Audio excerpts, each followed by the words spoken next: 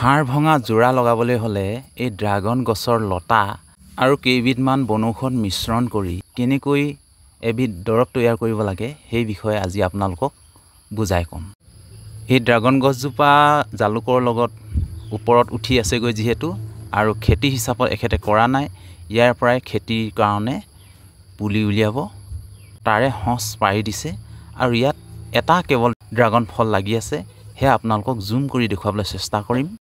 কমলম্বা dragon ফল এই গছৰ উপকাৰিতাৰ বিষয়ে আজি জানো আহক। হাঁপানি আৰু ডায়েবেটিছ ৰোগ প্ৰতিষেধক হিচাপে ড্ৰেগন ফলৰ উপকাৰিতা। ইয়াৰ ঠাৰিবোৰ হৈছে কাঁইট আৰু ৰসযুক্ত। ড্ৰেগন ফলত বিটা কেৰোটিন আৰু লাইকোপিন থাকে। কেৰোটিন ইড সমৃদ্ধ খাদ্য গ্ৰহণ কৰিলে কৰ্কৰোগ আৰু হৃদৰোগৰ আশংকা হ্ৰাস হয়। ই দেহত শৰ্কৰাৰ পৰিমাণ নিয়ন্ত্ৰণ কৰি ৰাখে। ফলবিধ লাগি আছে ওপৰত, একেবাৰে জুম কৰি দেখুৱাই দিছোঁ অকণমান। এইবিধ হ'ল হাড়জোৰা লতা, কিন্তু আজি হাড়জোৰা লতাৰ বিষয়ে নকওঁ, বেলেগ এদিনা ক'ম হাড়জোৰা লতাৰ বিষয়ে। এই ড্ৰাগন লতাৰ লগত বা ড্ৰাগন ঠাৰিৰ লগত বিয়নি শাকুতা আৰু লগতে কপৌ ফুলৰ পাত আৰু লগত তিল, ক'লা তিল লৈ ল'ব লাগে। একেলগতে সম্পূৰ্ণ এইখিনি প্ৰথমে পিচিব লাগে, কিন্তু তিলখিনি অলপ পিছত দিব। এই তিনিবিধ বিয়নি শাকুতা, ড্ৰাগন আৰু কপৌ ফুলৰ পাত, এই তিনিওবিধ পিচি ল'ব।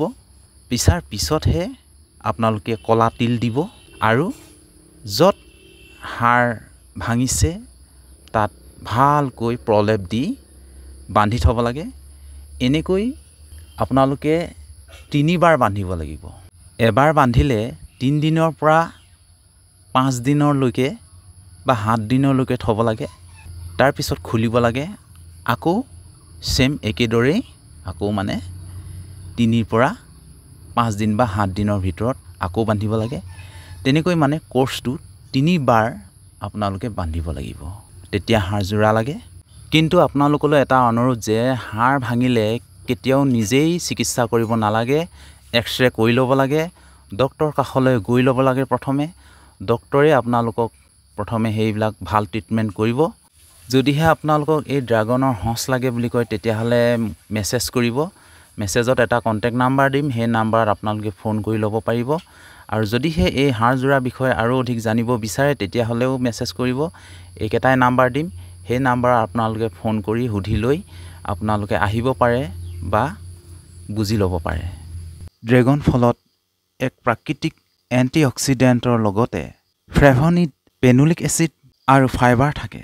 এই সকলোবোৰ উপাদানে তেজত শৰ্কৰাৰ পৰিমাণ নিয়ন্ত্ৰণ কৰাত সহায় কৰিব পাৰে। ড্ৰেগন ফল হৃদযন্ত্ৰৰ বাবে লাভজনক। ড্ৰেগন ফলত পোৱা সৰু ক'লা বীজবোৰ হৈছে omega-3 আৰু omega-9 ফেটি এচিডৰ ভাল উৎস, যি হৃদযন্ত্ৰটোক স্বাস্থ্যকৰ কৰি ৰখাত সহায় কৰিব পাৰে। কলেষ্টৰল নিয়ন্ত্ৰণ কৰে। ড্ৰেগন ফলত কলেষ্টৰলৰ ট্ৰাইগ্লিচাৰিড আৰু নিম্ন ঘনত্ব লিপোপ্ৰটিন কলেষ্টৰলৰ হ্ৰাস কৰিব পাৰে, যাৰ বাবে দেহত আন ৰোগ সহজতে আক্ৰমণ কৰিব নোৱাৰে। পাকস্থলী সমস্যাত লাভজনক। ড্ৰেগন ফলে হজম স্বাস্থ্যকৰ কৰি ৰাখে। ই পাকস্থলী আৰু অন্ত্ৰৰ ভাল মাইক্ৰ'বায়'ম উদগনি দিয়ে। ই পাকস্থলী আৰু অন্ত্ৰৰ বিকাৰ আঁতৰত ৰখাত আৰু অন্ত্ৰ স্বাস্থ্যকৰ কৰি ৰখাত সহায় কৰিব পাৰে। ড্ৰেগন ফলবোৰ আঁহ আৰু বহুতো ভিটামিন সমৃদ্ধ, যি দেহৰ পাচন প্ৰণালী উন্নত কৰাত সহায় কৰিব পাৰে।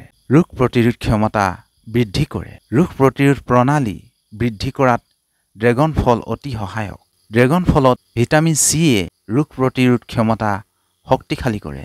ই শৰীৰক বিভিন্ন ৰোগৰ পৰা সুৰক্ষিত কৰিব পাৰে।